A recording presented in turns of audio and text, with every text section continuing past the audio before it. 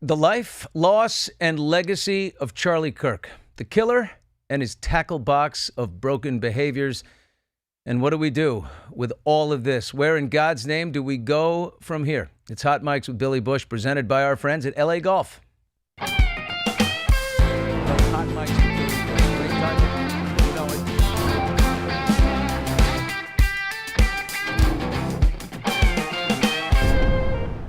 We are live on TuneIn and YouTube. Hi, I'm Billy Bush. Different look today here on the in the background as we explore new things and add new people, sponsors and things. So as we grow, you got to make changes.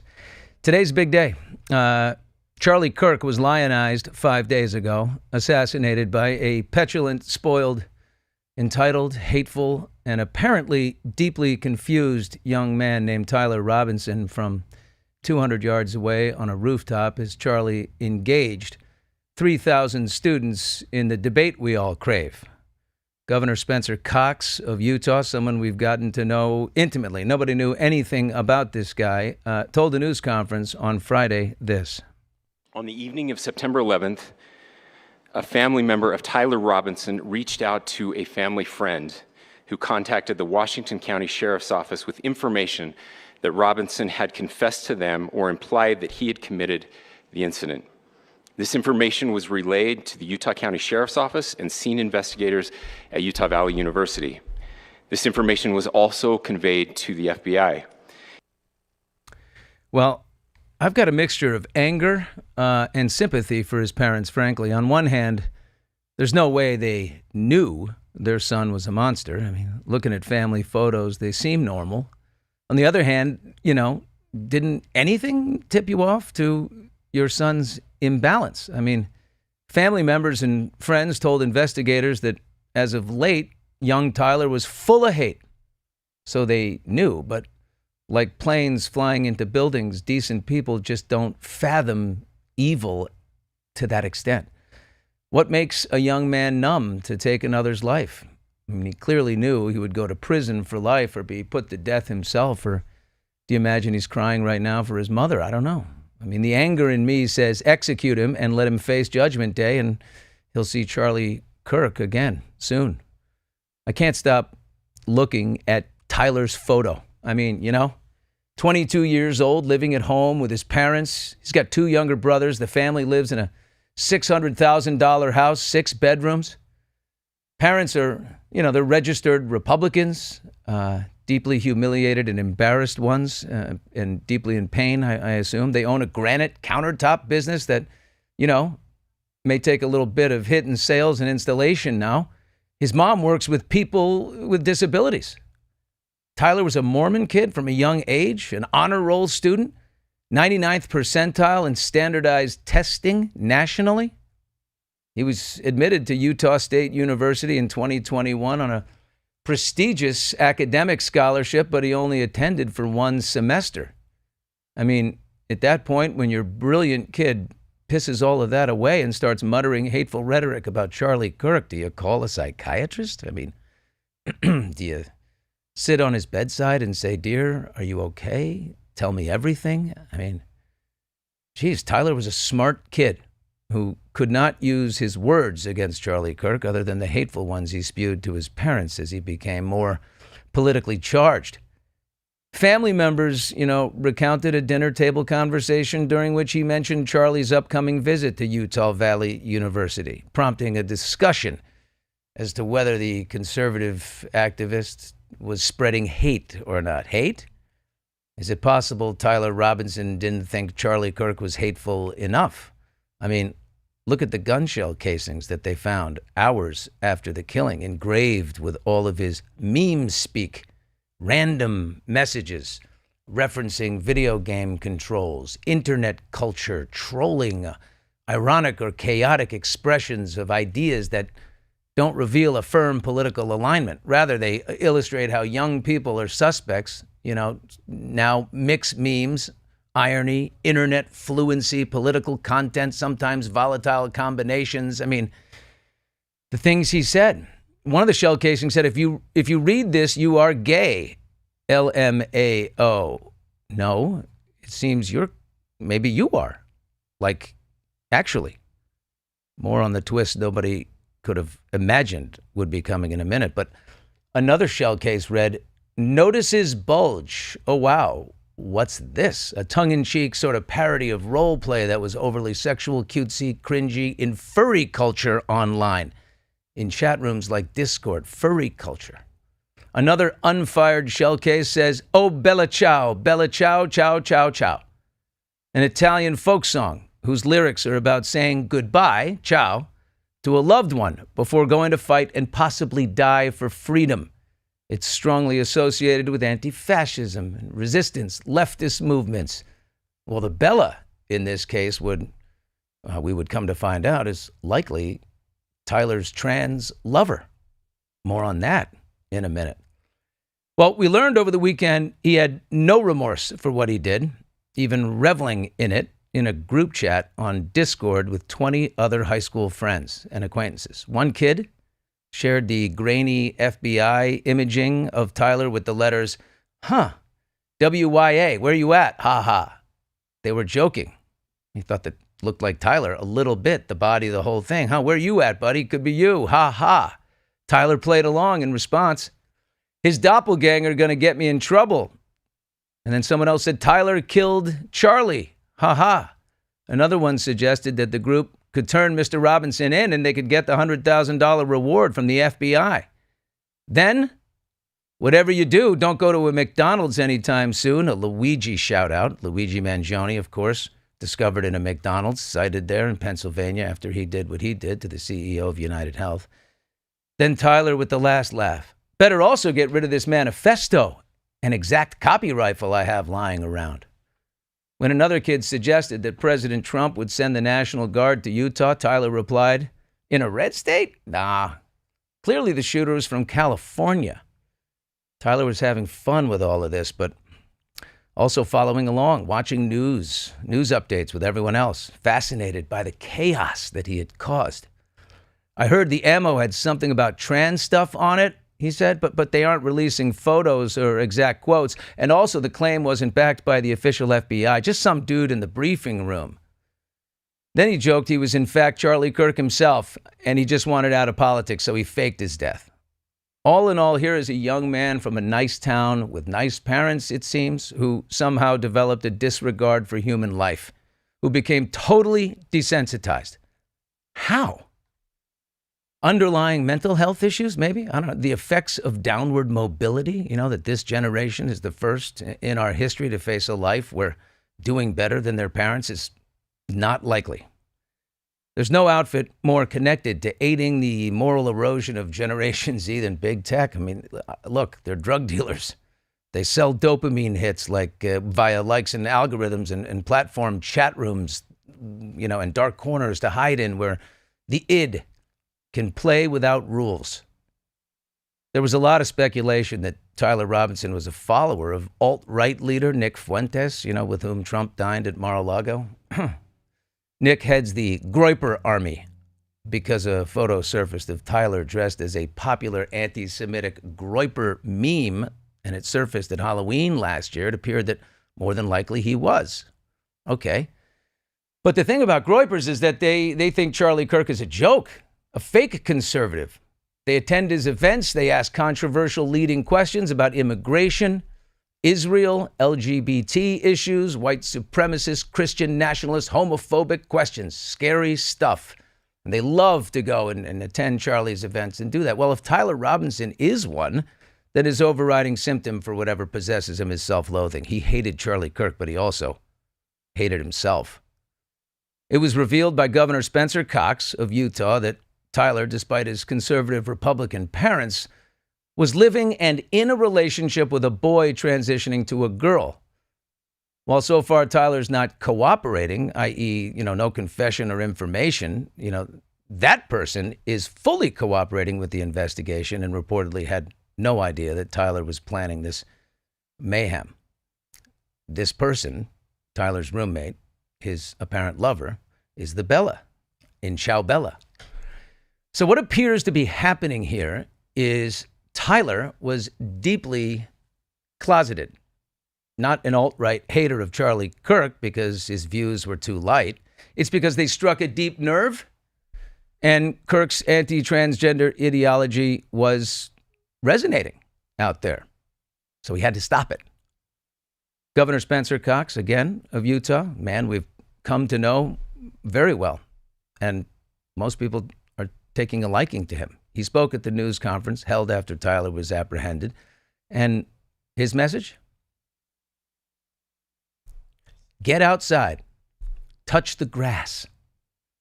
This internet meme culture is sucking the actual real life out of kids. Parents, search your kids' computers. If he spends more than 2 hours a day online, I mean search it now. On Friday, after Tyler Robinson's identity was revealed, we asked what makes a brilliant young kid like that drive his Dodge Challenger 250 miles north from Washington, Utah, outside of St. George, to Utah Valley University in Orem, armed with a high-powered bolt-action rifle instead of a well-thought-out argument. If you can't beat him, kill him. Family members recounted a dinner table conversation during which he mentioned Kirk's upcoming visit to Utah, prompting a discussion as to whether Kirk was spreading hate. I wonder if they knew their son was, dating a biological male, and that's why he hated Charlie. Whether it was, this shame alone or there were other factors, Tyler held back from going for it in life. He's currently enrolled in the electrical apprentice program at Dixie Technical College in St. George. I mean, we need good electricians, but 99th percentile kids can finish college easily and weigh some options. It is frustrating about Charlie Kirk that he's 31, did not go to college, and he's smarter than every single one of my friends. Maybe Tyler was jealous of Charlie. Charlie Kirk blew off college to build a national political activist organization, galvanizing young people to the conservative movement like nobody had ever done before. And nor did we think it was even possible this day and age. Weren't we just a few years ago talking about college campuses as these liberal hotbeds of know-it-all kids, classifying a dissenting view as fascist, evil, hateful, and every other cop-out phrase you can think of? We were. They would protest, order that speaker's removal, threaten them online, demand a safe space for healing those triggers. But Charlie Kirk drew big crowds, and all kinds of progressive espousing kids started taking him on face to face from like 10 to 15 feet away, like they do at the U.S. Open, which is weird. And they loved it. This idea of being able to hear and engage with a differing view, right? I mean, this call we hear loudly right now. He was doing it. The kids on the campuses, to their credit, the kids we called snowflakes, they were doing it. It was working. And beautifully, because Charlie didn't shout them down or gleefully embarrass them for their ignorance. He would sort of challenge them, ask them a question back, right? And then attempt to persuade them. Again, the guy didn't even go to college. Well, Charlie did spend most of his time on college campuses, connecting with college students. He went right to the hotbed, and we're going to take a look at that. But first, got to take a quick break here and tell you about a brand new partnership I want to introduce. It's Game Day Men's Health, and it's changing the conversation around men's health. It is time to break the stigma. Fellas, men, we need energy to be a good dad, husband, employee, business owner, and have a little left for the boys' golf weekend, if you know what I mean. I'd like to be around for the long haul to watch my daughters get married, be a grandfather, marry again. I don't know. Women are ahead of us on this. They're much more comfortable talking about their health and what they're doing to be healthy. Every guy should know his health numbers, testosterone, PSA. Game Day Men's Health is comprised of licensed medical experts in over 400 clinics nationwide. And growing. You can go to any clinic to get your numbers. And for a complimentary testosterone test, PSA screening, and consultation.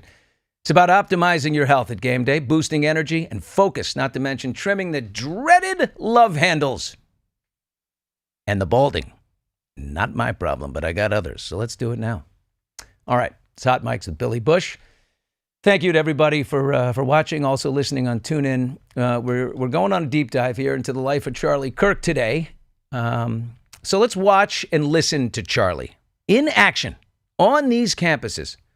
First up, why he's so popular on college campuses now. It's usually a college campus against Charlie. I've noticed the swing of a college campus. It's totally with changed. Charlie now, and it's radically different, and it's so much more fun to watch. What do you attribute that to? You know what it is? The people in this audience are smart, and they're panicking that they're not going to have a country.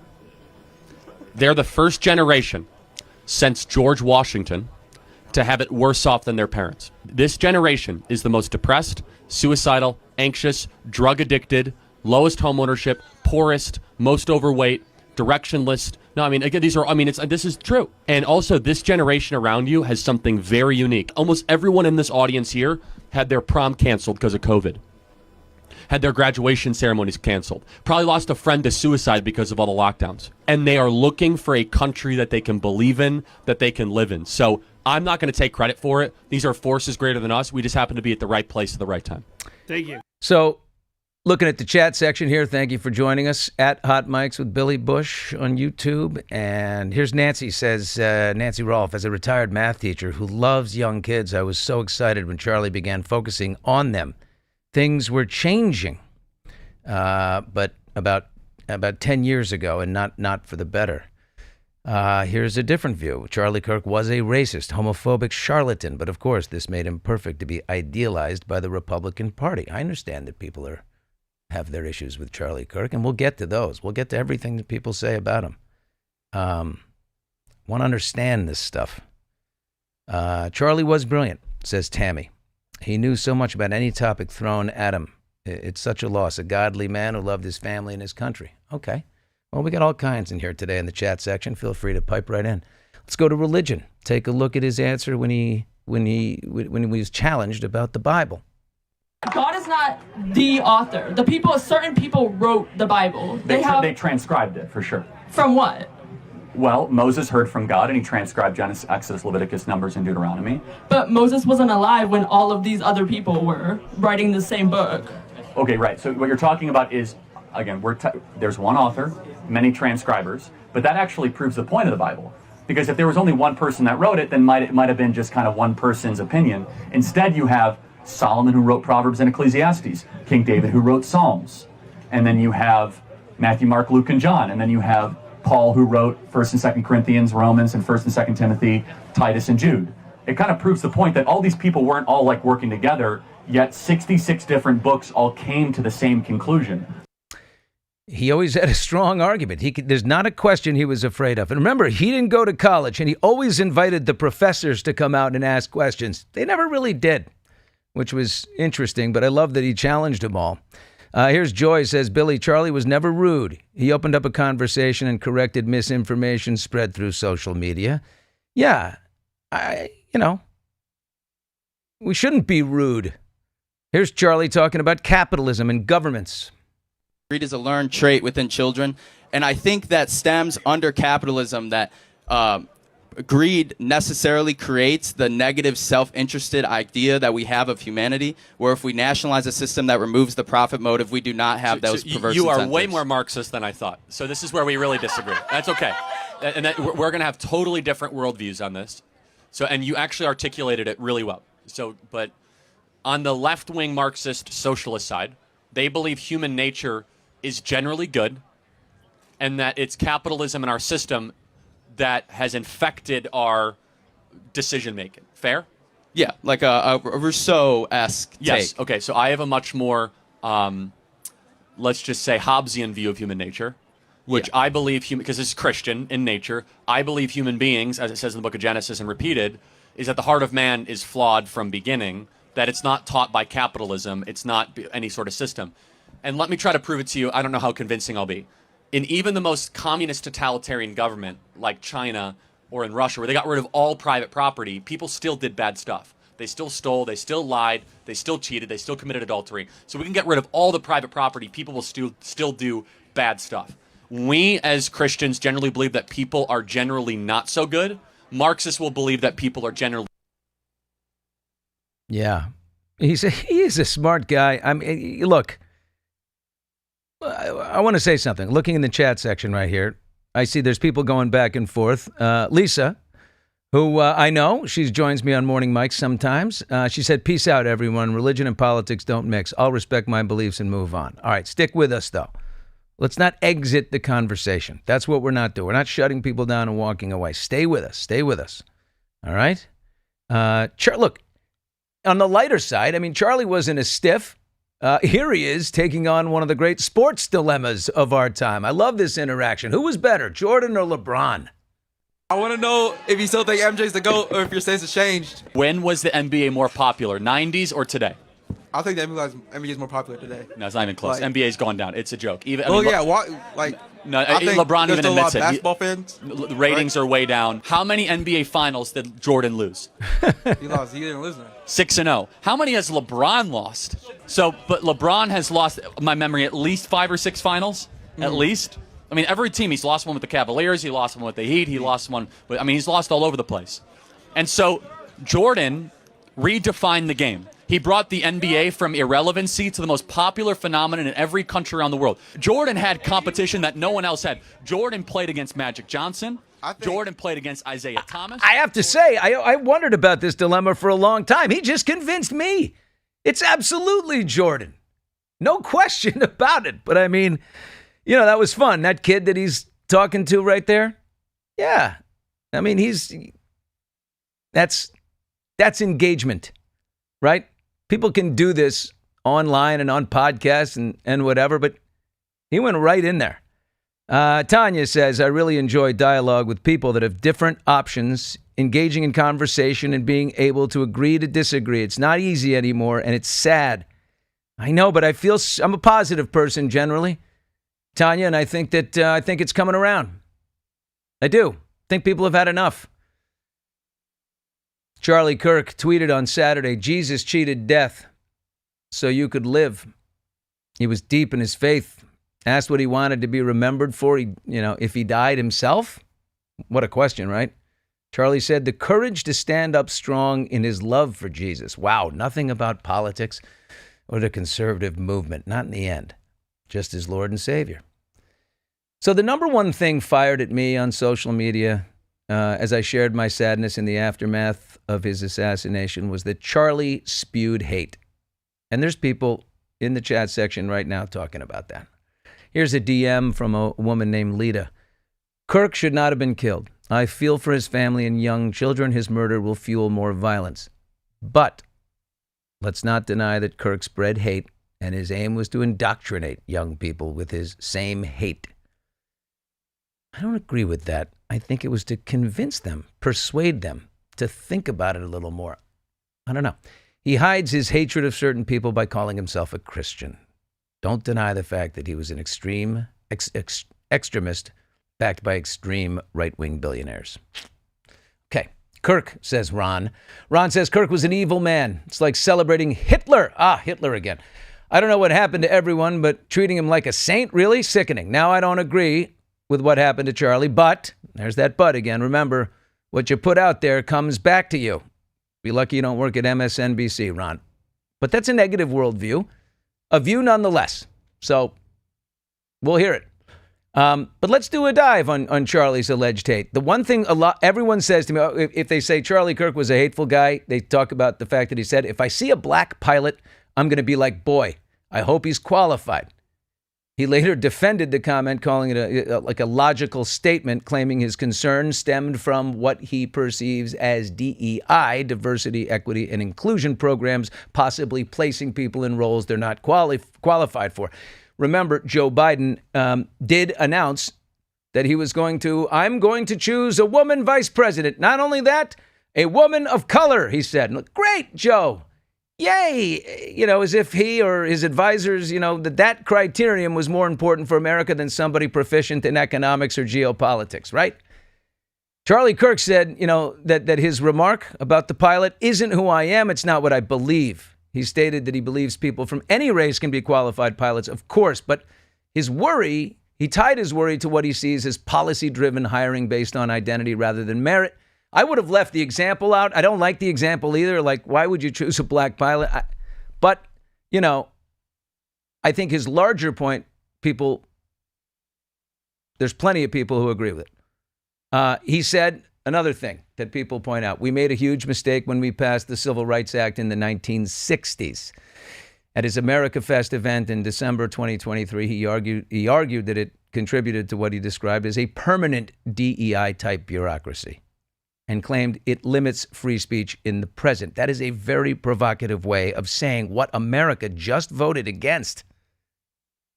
But it's provocative. On LGBTQ plus issues about drag queens and trans rights, he called drag performers and transgender people threats to children and American culture. He's called gender-affirming healthcare mutilation.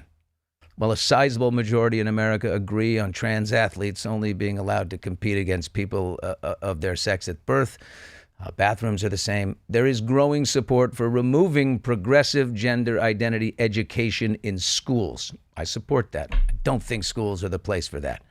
The majority in America think changing gender is morally wrong. That's from a Gallup poll. It's a big organization. They might have had pressure from people to not put that out, but they did. A majority are, it's weird, but a majority are all for trans soldiers. Let that sit for a second. Kirk has said that pride events and LGBTQ plus visibility represent cultural Marxism and moral decline. Devoutly conservative people feel that way, but most would never say it like that. But they're probably happy that he did and had the balls to do it for them. And then there's the great replacement theory. He warned about immigrants replacing Americans, saying Democrats, want open borders to import voters and permanently change the electorate. They do look at California. If we look at California, all the congressional seats come with numbers, right? So the more people that come into the state, well, the more congressional seats you need, and they all seem to look alike. The Republicans are no better. They're doing it in Texas. Religion and Christian nationalism. Okay. He was devout in his views, hardcore. Charlie promoted a vision of America as a fundamentally Christian nation, right? Urging politics to be guided by explicitly biblical principles. A lot of people don't like religion and politics mixing. Understand that. But critics argue this sidelines non-Christian citizens and fuels exclusionary rhetoric, right? Well, I'll be so bold to say I agree in principle. I'd like God in our schools. I mean, Christians are the majority in the country, and nothing about the faith is a threat to a non-Christian child. I mean, love thy neighbor isn't that edgy. The people describing Charlie Kirk's words based explicitly on his devoutly conservative views as hateful or people that, they are people that vote differently than him. They are also people who sadly aren't as effective at communicating their beliefs and galvanizing support for them as Charlie Kirk was. There is no parallel to him in the progressive world. I mean, this guy will be a martyr. His message will grow in his name. His political foes are wise right now to speak out against political violence of all kinds. What they should do is find an answer to Charlie Kirk, right? Like something fresher than the Bernie and AOC roadshow. Bernie Sanders cannot keep this up too much longer.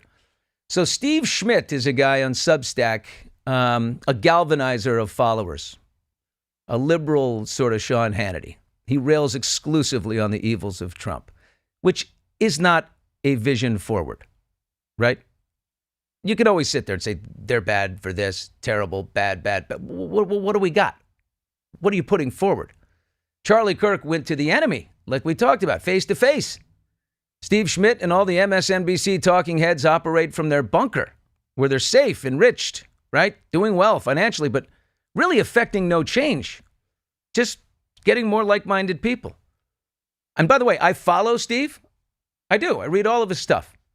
I like to hear all sides. And speaking of Steve, one of his recent posts is called Panic and Cowardice at 30 Rock. It got my attention.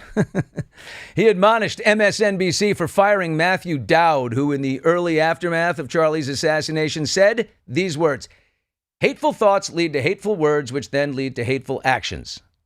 Well, it led to his firing by the new president of the network. Joe and Mika of Morning Joe agreed with it. Steve Schmidt called them cowards for doing that.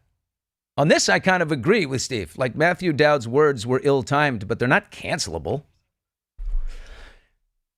What I don't understand about Charlie, did he truly, this is interesting, Did he truly love Donald Trump, or did he conveniently kind of overlook the glaring imperfections of the man, right? If the most important thing to you is your love of Jesus and the Christian faith, I mean, how do you profess loyalty and actually praise a guy whose moral code doesn't really align with yours? I don't know. Let's take a look here in the chat section. Oh, man. Oh, my aching ass. You're in the wrong. Oh, there's some fights going on in here. Holy Moses. There's a lot going in here, huh? Oh, you know what? Here's what's interesting. So funny. People are just debating each other, but I hope it's going well. It seems like it is. Rob says he was intellectually dishonest. Christopher Hitchens would have made him cry. Wow, Christopher Hitchens, good call. That would have been a great debate, right? Yeah, I would have liked to have seen that. Another one of Charlie Kirk's undefeatable strengths, though, was his wife and their marriage. Erica Kirk spoke Friday at Turning Point USA headquarters. She said, "You have no idea the fire that you have ignited within this wife." So soon after his death, wow, the cries of this widow will echo around the world like a battle cry. The public image of their marriage appealed to young people in the right-wing movement for sure. Their family life was enviable to a growing army of young people. It's sort of a template, right? Hey, Travis Kelce and Taylor Swift have kind of contributed to this return to conservative relationship values in a way. He's so, I don't know, he raises up Taylor. I say heck yes to that. And on this, I applaud Charlie's talent and respect his views, but I am in no way as orthodox as he is. Like when he said to the Young Women's Conference, young ladies need to be willing to submit to a godly man when you meet one. The hyper-toxic feminism is very off-putting to young men. Yeah, I'm not sure. I mean, I'm a father of 3 girls. Sorry, Charlie, they're not submitting to any dude. No, they don't do what I say, I'll tell you that. No matter how godly he is. It's a little old school for me, but I wouldn't call him hateful for saying it. Because in principle, he's on to something. I mean, I do believe in... Have people lost nuance everywhere? Like balance in marriages, roles within the family, right? We're not yin and yang.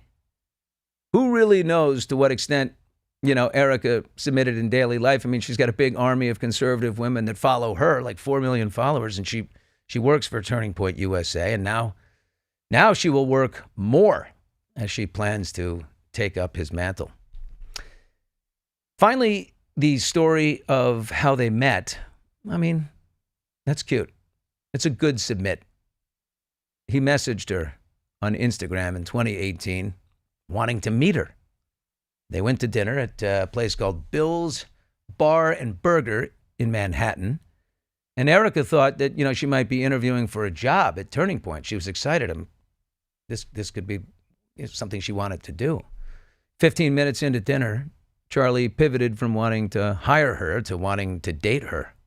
Smooth. She could have called HR. Oh, my God.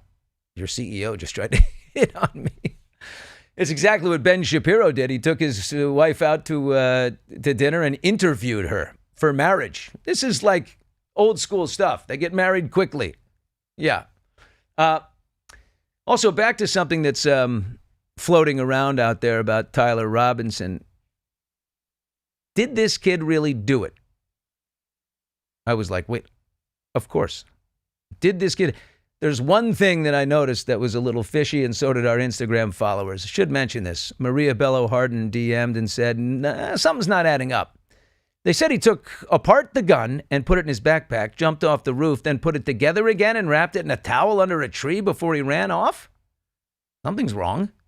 Ashley echoed that, said, what I don't get is how he's able to disassemble the gun fast enough to put parts of it in his backpack, the rest in his pants, and jump off a roof, run with it in his pants, go upstairs with bent legs again with the gun in his pants, then put the gun back together and leave it to be easily found. If we're being lied to, I'm pissed, she said. Charlie didn't deserve this. I've never mourned someone more that I didn't even know personally. This is not okay. Well, it's true. Investigators said they had recovered the bolt-action rifle wrapped in a dark colored towel in the nearby woods. That he reassembled it is odd. And it did have his DNA prints on it, as Kash Patel, the FBI director, said today. So, look, here's the question. Where do we go from here? What do we do with all of this, right? A rapturous close to this episode with Governor Cox and me in a minute. But first, one more stop, one more break to tell you about a partner of ours here at the show, Venbrook Insurance. The biggest risk in commercial real estate is not just the property itself, it's the income that you lose because of a claim. That's what Greg Econ says. We love Greg. He heads up the real estate insurance team at Venbrook. You could own a retail space, a commercial complex, or even a high-rise and keep them meticulously maintained and everything. But something unexpected happens, like a fire, a flood, a legal claim, and suddenly that solid investment is totally at risk. Venbrook understands it's more than just insuring the building. It's about mitigating risks of ownership. So get a free consultation with their real estate risk strategists today. Venbrook helps real estate investors and operators make bold, informed decisions, and that's why Venbrook's tagline is boldly go forward. You can book a free consultation at venbrook.com/hotmics. Tell them, absolutely tell them Billy sent you. Well, you're watching and listening to Hot Mics with Billy Bush. I'm Billy Bush, brought to you by LA Golf. We are spending time today talking about Charlie Kirk and his life, which had what, every successful, happy, fulfilling life needs. It had purpose, a life cut short, but a message that will endure whether you ascribe to it or not, because there was nothing wishy-washy about the guy. He was driven. He was focused. I envy how well he knew himself, how clear he was about his purpose. I mean, I've been asking myself this question a lot lately. I even went on a psilocybin journey, believe it or not, to help get in touch with the purpose. I've been interviewing celebrities forever, and I'm like, well, there's no purpose to that. I've done it for years and years. But we all need purpose. And this guy, again, if you didn't agree with him, I understand. But he knew his purpose. I mean, he was concrete. I think life is more fulfilling when you do. So everyone's asking the question today, how do we fix America, right? What do we do with all this sadness, anger, unrest? Where do we go from here? Matt Continetti, journalist at the Free Press, wrote this. Charlie Kirk's death is the most stunning evidence we have to date that America is becoming two nations, divided not only by politics, but by culture, lifestyle, psychology, and epistemology. True. Governor Spencer Cox of Utah, he grabbed that microphone totally impromptu after he and the others had kind of already spoken, but he spoke from the hip in a practical way. It went viral. This is certainly about the tragic death, political assassination of Charlie Kirk. But it is also much bigger than an attack on an individual. It is an attack on all of us. It is an attack on the American experiment. It is an attack on our ideals. This cuts to the very foundation of who we are, of who we have been, and who we could be in better times. Political violence is different than any other type of violence for lots of different reasons. One, because in the very act that Charlie championed of expression, that freedom of expression that is enshrined in our founding documents, in having his life taken in that very act, makes it more difficult for people to feel like they can share their ideas, that they can speak freely. We will never be able to solve all the other problems, including the violence problems that people are worried about, if we can't have a clash of ideas safely and securely. Especially those ideas with which you disagree much. Yeah, check out, so Scott McGinnis here in the chat section on our YouTube page right now says, free speech is not free and requires great courage. It should never be a life or death situation of risk, though. That's for sure. Yeah, Terry says, the hate must end. People on social media celebrating a death is disturbing. Oh, God, beyond. There are teachers posting hate. My God, they're teachers. They have our precious children and grandchildren that they're teaching. And Just Snoopin' here says to Nancy, I agree with your comment, why men and women were created differently. Yeah, we got to celebrate those differences. Thank God we were. It's freaking beautiful, isn't it? Tammy says, what's disgusting are the people from pediatric nurses and teachers, news reporters, even a congressman who celebrated Charlie's assassination. People honored a Charlie all over the world. Yeah. Parents need to teach the golden rule. The crazies who have been posting their joy at Charlie's death were not taught the Bible, but someone thought it was important to take prayer out of schools. Okay. Yeah. Look, free expression of opinions right here. So that Governor Spencer Cox, I've been looking him up and learning about him a little bit. He's started an initiative called Disagree Better with he's a Republican, with Democrat Colorado Governor Jared Polis. Started it a couple of years ago. He said to my young friends out there, you are inheriting a country where politics feels like rage. It feels like rage is the only option. We can choose a different path. Right? That's good messaging right there. And maybe Jared Polis, a Democrat, or Spencer Cox, a Republican, someone who can get back to that Tip O'Neill, Ron Reagan vibe of bipartisanship, or at least respect for a different view. We got to go there next. The movement, whatever movement is going on right now that's,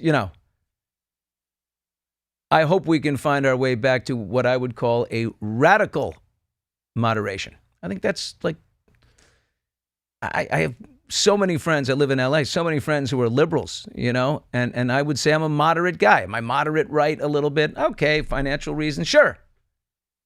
Yeah, but I love my liberal friends. Always have. We laugh about it. Trump said the radicals on the left are the problem, and they're vicious, and they're horrible, and they're political savvy. I mean, I don't know. I kind of like what Spencer Cox said. Every moment needs somebody to step up in it. He was that guy. We've lost our order. My final thoughts here. Order. The order that kept us in communion, throughout time is Christianity. Faith. The roadmap to stay on the path is the Bible. It's held us together for 2,000 years. It defines the work week, the holidays and traditions that pull us together, the charity that keeps us humble. Intense liberalism, taken like a drug, sort of changes society and invites sickness in, like total, sexual freedom and impulse. Not good. The idea of changing the human body to make it what you want. How about greed? Jesus said, woe to you who are rich. It's a big burden. Are the rich people doing enough? I don't know. If you knock out the pillars of a sacred order, the universe itself it'll change shape. Peter Kingsnorth wrote on Saturday in the Free Press, the shaky binding straps with which medieval Christendom kept the traders, the merchants, and the urban bourgeoisie tied down have long since broken, leaving us with no better argument against rampant greed and inequality than against total sexual license or the remaking of the human body itself. In an orderless, faithless cesspool, evil grows. Charlie Kirk was shot and killed by a messenger of evil who wants that, plunge into no return to continue. Jesus was beaten and whipped and killed by evil men. Charlie was about the same age. I'm not calling him the Messiah in any way. Heck no. I'm saying the warnings are as clear as day. The pillars and the binding straps are crucial for us to get back home, to heaven, to the garden, whatever. Charlie Kirk, he had beliefs, he had tenets, he had discipline. He was not perfect. He said things I didn't like.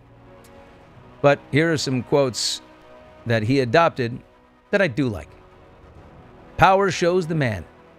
You want to find out about a man? Give him a lot of power. A wise man loves to be corrected. To know the road ahead, ask those coming back. Lost time is never found again.